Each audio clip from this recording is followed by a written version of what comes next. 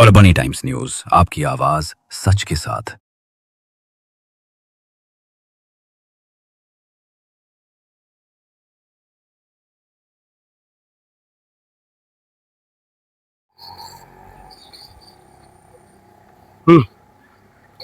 Parbhani times news मध्ये आपल्या सर्वांचं स्वागत। मी इस्माईल शेख। सध्या महानगरपालिकाचे निवडणुकी चालू झालेली आहे। वेगवेगळे पक्षाचे उमेदवार सध्या मैदानामध्ये उतरलेले आहे। सध्या मी आहे परभणी महानगरपालिका वार्ड क्रमांक 1 मध्ये। आपल्यासोबत आपण बघू शकता भारतीय राष्ट्रीय काँग्रेसचे उमेदवार गणेश देशमुख आहे। आपल्यासोबत आपण त्यांच्याशी चर्चा करणार आहे। सध्या तुम्ही निवडणुकीमध्ये उतरलेले आहे, आपले विकासाचे कोणते पण मुद्दे घेऊन जनता समोर जाणार आहे। सुरू झालेले आहे, प्रचार सुरू झालेला आहे। आपण जनता समोर मत मागायला जातो, कोणते विकासाचे मुद्दे घेऊन आपण जनता समोर? सगळ्यात पहिले परभणीचा जो कचऱ्याचा जो विषय आहे तो गेल्या काही 2-3 महिन्यापूर्वी आम्ही फार मोठं आंदोलन केलं की कचऱ्याचं जे व्यवस्थापन आहे ते नीट झालेलं नाही। तर हा सगळ्यात पहिले प्रामुख्याने कचरा आम्हाला जे आहे तो परभणीच्या बाहेर करून त्याच्यावर वेगळ्या प्रक्रिया करून हा कचरा शेतकऱ्यांच्या उपयोगासाठी आला पाहिजे, या दृष्टिकोनातून सगळ्यात पहिले प्रयत्न करायचा। जर कचऱ्याचं आपण व्यवस्था नाही केली तर आरोग्य संदर्भातल्या ज्या काही रोग आहेत त्या निर्माण होतील। त्यामुळे सगळ्यात पहिला मोठा अजेंडा हा राहील की कचऱ्याला बाहेर हे करायचं। त्यानंतर परभणीमध्ये पाण्याची जी समस्या आहे, भरपूर एक 70% जवळपास हे परभणीमध्ये पाणी आहे आणि काही उर्वरित ठिकाणी पाण्याचा प्रश्न राहिलेला आहे। नवीन जे कॉलन्या झाल्या आहेत त्या संदर्भातला सुद्धा आमचा तिथं पण प्रयत्न राहणार आहे। आणि राहिला रस्त्यांचा तर तो सुद्धा आम्ही लवकरात लवकर त्यावर सुद्धा मार्ग लवकरच काढणार आहोत। आणि रस्ते जे आहेत परभणीची जी दशा जी झालेली आहे ही नेमकी प्रशासक काळातच झालेली आहे। आणि जे महाविकास आघाडीने जे कामं केले ते सध्या चालू आहे। काही निधी अभावी थांबले होते पण पूर्णतः आता जवळपास पूर्णतः आलेली आहे। आपल्या काळातील कोणते विकासाचे काम आपण केलेले आहे? नाही, परभणी प्रभाग क्रमांक 1 मध्ये आम्ही जवळपास प्रभाग क्रमांक 1 मध्ये 15 कोटीच्या वर कामे, रस्ता केला, सभागृह केले, लहान मुलांचे खेळण्याचे केले, आरोग्याशी संदर्भातले लहान मुलांचे पोलिओ लसीकरण जे आहे ते सुद्धा आम्ही या ठिकाणी काम केलेलं आहे। तुम्ही सुद्धा स्थायी समितीचे सभापती राहिलेले, सभापती म्हणजे ते महापौर आणि ते इकोली खुश आहे। शहराची आपल्याला जाणकारी आहे, आपल्याला खूप अनुभव आहे। वार्डाचे प्रभागातले जनताला काय आवाहन करणार आपण? परभणीतल्या प्रभाग क्रमांक 1 मधली जी जनता जी आहे ती सदैव आमच्या पाठीशी उभं राहिलेली आहे। आणि ज्यावेळेस आम्ही लोकांच्या पाठीशी खंबीरपणे राहतो तर या पिरियडमध्ये जनता आमच्या पाठीशी उभी आहे।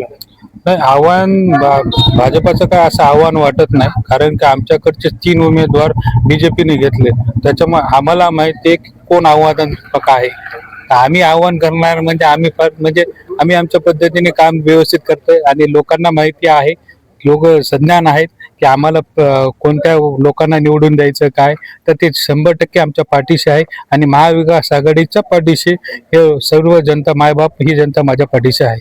प्रभागातील काही मुस्लिम समाज बी आपले मतदाता आहे आणि भाजप असं हे करते की जिंतूरमध्ये वगैरे जे सध्या निवडणुकी झालेल्या आहेत त्याच्यामध्ये भाजपला मतदान केलं म्हणून असं हे करतात। तुमच्या वार्डमध्ये काय वाटतं तुम्हाला की मुस्लिम समाज कोणाच्या पाठीशी राहील?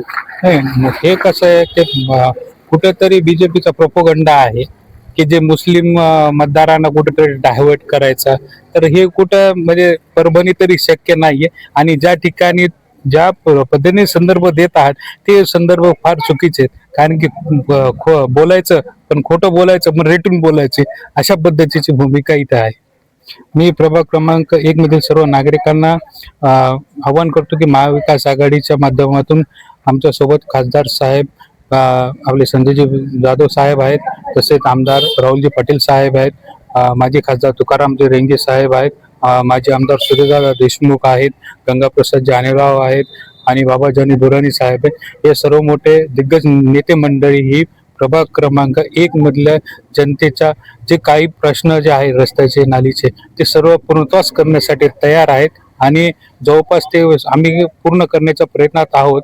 आणि ही जनता, मायबाप जी जनता आहे ही आमच्या 100% पाठीशी राहणार। मी व्यंकट डहाळे, मी या प्रभागामध्ये मागच्या 3 टर्म नेतृत्व करत आहे। आणि माझ्यासोबत माझे सहकारी निलेश पतंगे हे यांची पहिली टर्म आहे. श्रीनिवास गोमचा यांची पण पहिली टर्म आहे. मी आणि गणेश भैया देशमुख अनुभवी आहोत आणि आम्ही आमच्या प्रभागामध्ये मागच्या 15 आणि यांचा 10 वर्षाचा पिरियड बरीच कामं केली आहेत, विकास कामे. त्या जोरावर आम्ही लोकांना मागत आहोत आणि लोकांचा चांगला रिस्पॉन्स आहे आमच्याकडे. म्हणजे कामं झालेलं आहे का? हो हो ना, भरपूर झालेले आहेत. बऱ्याच ठिकाणी रस्ते, नाल्या, काही गार्डन झाले आहेत आमच्या माध्यमातून. खासदार साहेबांच्या माध्यमातून DPDC मधून कमीत कमी 30 कोटी रुपयाचे कामं, महत्वाचे जे मुख्य रस्ते होते आमच्या प्रभागामध्ये ते आम्ही केलेले आहेत. काय दादा, काय वाटतंय, कसा प्रतिसाद आहे आपल्याला? नाही, निश्चितच या वर्षी मी आता यांच्या दोघांच्या अनुभवामध्ये नेतृत्वामध्ये आम्ही नवीन इलेक्शन लढवत आहोत. आम्ही प्रभागातल्या मूलभूत समस्या ज्या आहेत त्याच्यावर काम करण्यासाठी आम्ही या इलेक्शन मध्ये उतरलेलो आहोत. प्रभागातले खासदार बंडू जाधव साहेब असो, राहुल पाटील साहेब असो, यांनी एक 15 ते 20 कोटी रुपयाचा निधी या प्रभागामध्ये मूलभूत सुविधांसाठी दिलेला आहे. मंदिरांसाठी सभागृह असो, एक टेनिस कोर्ट पण इथं महिलांसाठी केलेला आहे खासदार साहेबांनी. तर त्यांच्या नेतृत्वावर विश्वास ठेवून आम्ही समाजकार्य खाली करत आहोत आणि पुढेही करत राहू. मी व्यक्ती असून पक्षांनी जे माझ्यावर विश्वास ठेवलाय आणि जे कार्य केलेले मी आजपर्यंत समाजकार्य, एक आरोग्य शिबिर असं आमदार साहेबाच्या यातून की आपण 65 लोकांचे गोरगरिबांचे आपण डोळ्याचे ऑपरेशन करून दिले आणि छोटे मोठे कामं करतो आपण. आणि आरोग्य शिबिर असेल, रक्तदान शिबिर असेल, हे या माध्यमातून मी सामान्य जनतेचे 100% आम्ही प्रश्न मार्गी लावू. सन्माननीय संजय बंडू जाधव साहेब आणि आमदार राहुल पाटील साहेब यांचा आशीर्वाद पाठीशी आहे आणि त्यांनी कमीत कमी या वार्डामध्ये 15 कोटीचे कामं केलेले आहेत DPDCच्या माध्यमातून. मी प्रभाग क्रमांक मधील सर्व नागरिकांना, सुज्ञ नागरिकांना अशी विनंती करतो की 2 मशाल आणि 2 पंजे या निवडणूक निशाणीवर आम्हाला मतदान करावे.